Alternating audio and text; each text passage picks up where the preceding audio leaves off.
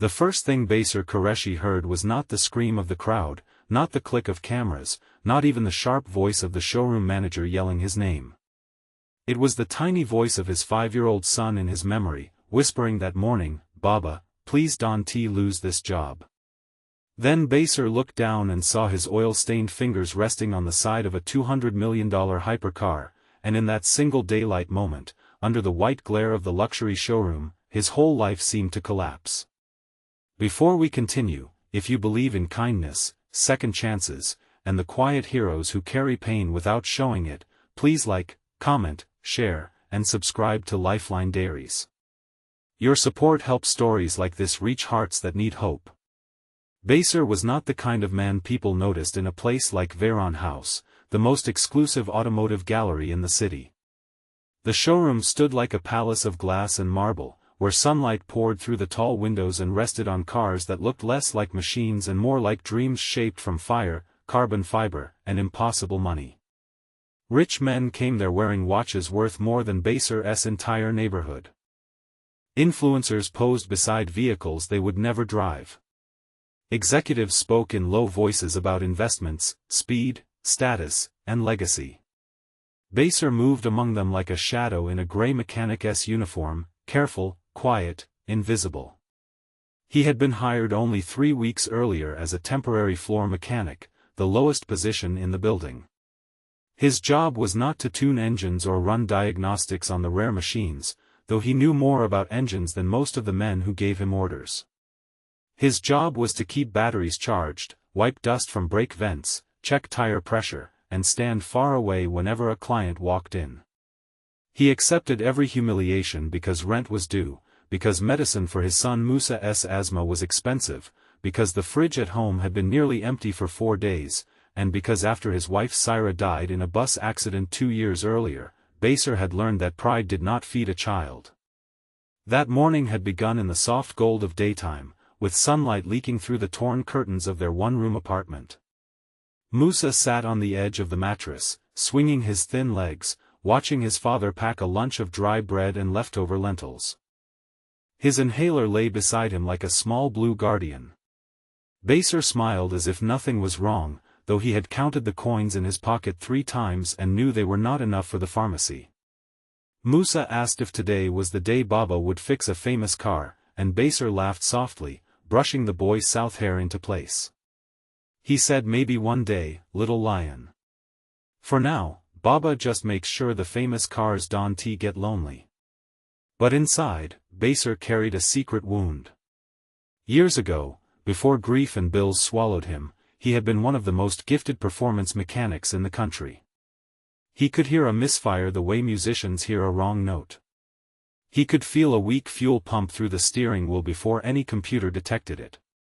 He had once worked on racing prototypes in Dubai, until Syra's death pulled him back home and debt forced him to accept whatever work came. Nobody at Veyron House knew this. To them, he was just the widower with rough hands and tired eyes. The centerpiece of the showroom that day was the Halcyon V12 Ardent, a one-of-one hypercar valued at $200 million. It sat on a raised circular platform beneath a skylight, painted deep midnight silver, with red carbon lines glowing beneath the clear coat like veins of lava. Its owner, Celestine Vale, was expected at noon. She was a billionaire collector, a woman known for buying cars no one else could even touch. The staff had been warned all morning that no fingerprint, no speck of dust, no breath too close to the paint would be tolerated. The manager, Mr. Ralph Brenner, repeated it again and again with a smile for clients and poison for workers. Baser noticed the problem before anyone else did. The Ardent's rear cooling fan made a faint uneven sound when the display technician activated the showroom cycle. It was not loud. It was barely there, a soft pulse behind the polished silence. But Baser's head turned instantly.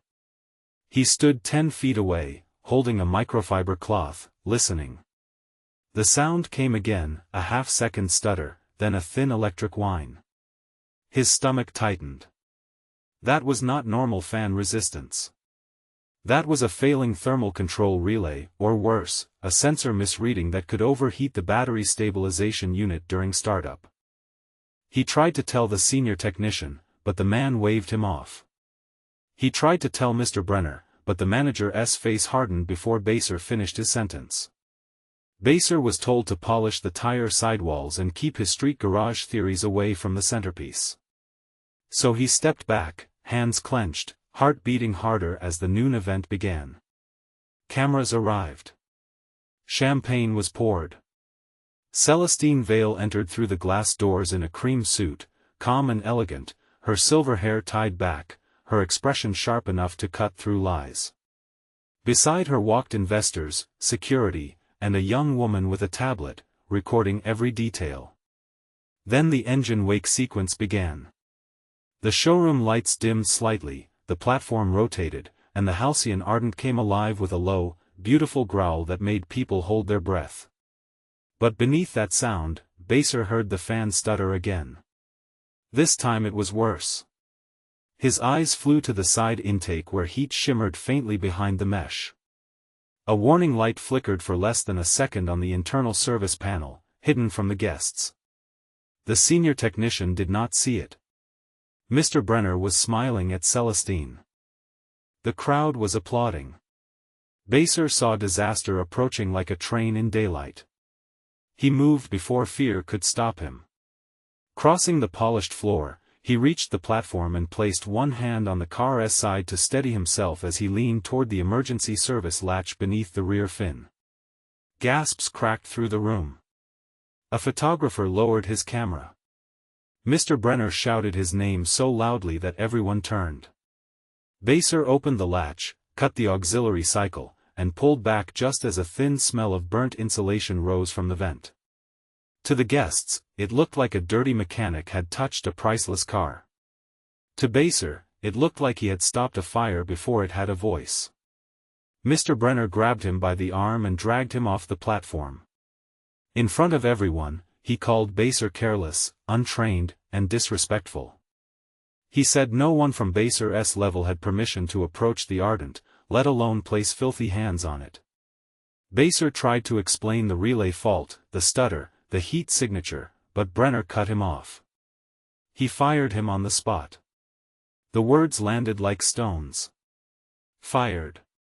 Effective immediately. Security would escort him out. Baser looked at the crowd and saw no sympathy, only embarrassment, curiosity, and the cold entertainment of watching a poor man fall. His face burned, but he did not cry. He removed his badge with shaking fingers.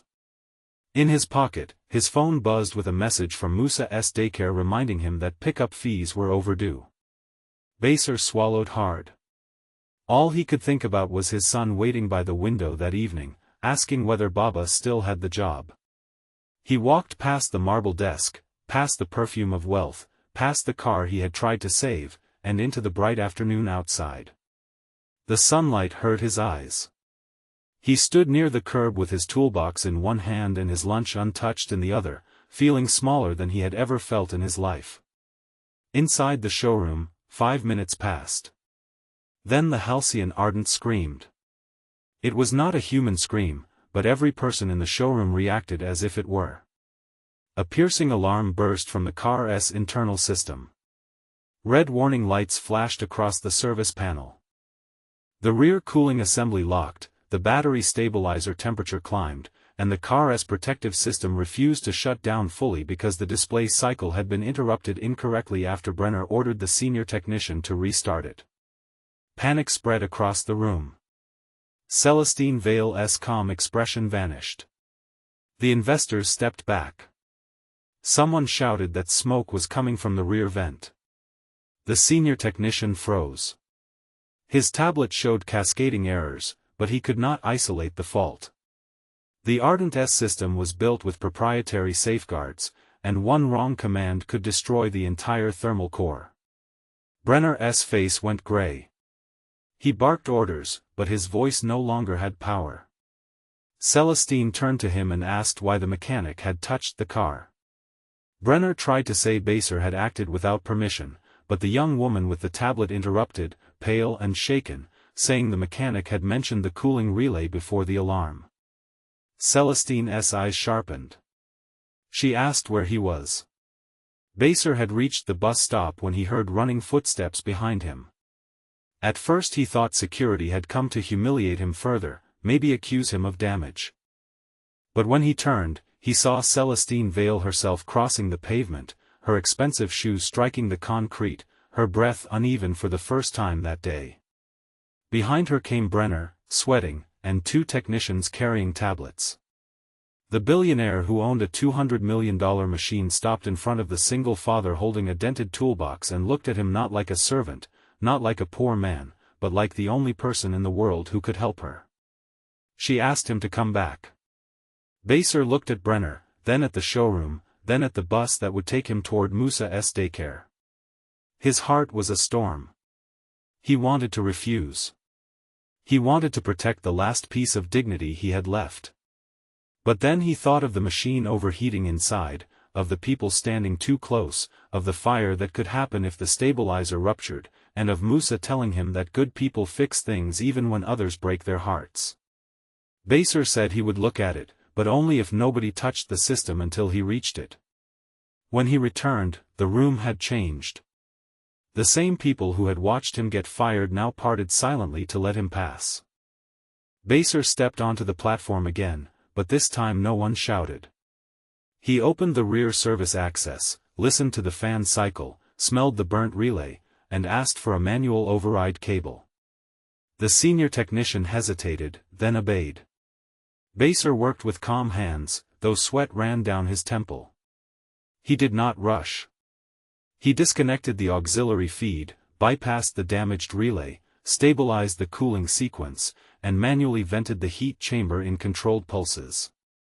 The alarm dropped from a scream to a warning, then from a warning to silence. The showroom held its breath.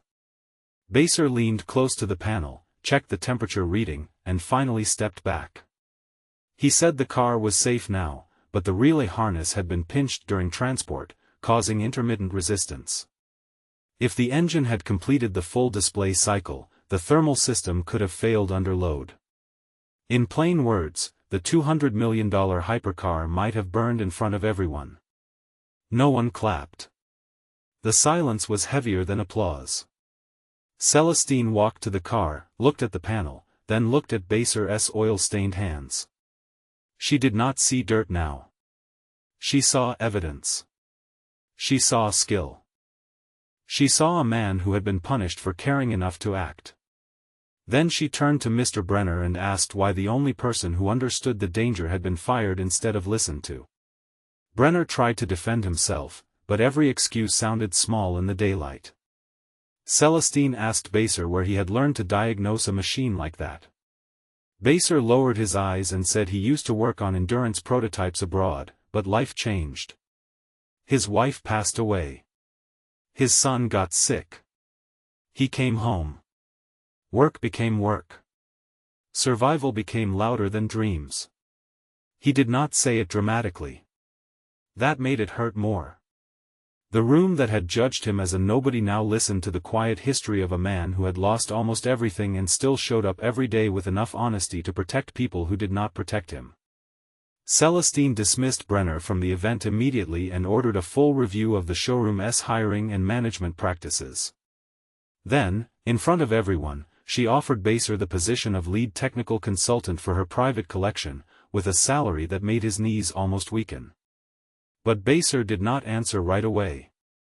His first question was whether the job had health benefits for dependents. Celestine's face softened. She said yes, full coverage. Baser turned away for a second, pressing his fingers against his eyes, because the first thing he saw in his mind was not money, not cars, not revenge. He saw Musa breathing easily through the night. By evening, Baser walked into the daycare just as sunlight poured across the small playground. Musa sat alone on a bench, clutching a paper drawing of a silver car with red lines. When he saw his father, he ran with all the strength his little lungs allowed. Baser dropped to one knee and held him so tightly the boy laughed. Musa asked if Baba lost the job. Baser looked at the drawing, then at his son's bright worried eyes, and said no, little lion, Baba found the job he was meant to have. Weeks later, the story spread across the city, but the version Baser cared about was much smaller. It was Musa visiting Celestine's private garage on a sunny afternoon, wearing tiny ear protectors while his father explained how engines breathe. It was the first night without fear of medical bills. It was a kitchen with fresh fruit on the table. It was Baser placing Syra's photograph beside his new work badge and whispering that he had kept going, even when the world made it hard. Near the end of that first month, Celestine hosted a small charity event for widowed parents and children needing medical support. She asked Baser to speak, but he was nervous in front of crowds. Still, he stood beside the same halcyon ardent, now repaired and shining under the daylight, and told the audience that sometimes the world mistakes humble clothes for small worth, quiet voices for weak hearts, and dirty hands for dirty souls. He said every person carries a story no one can see, and the greatest mistake we make is judging people before we understand what they have survived.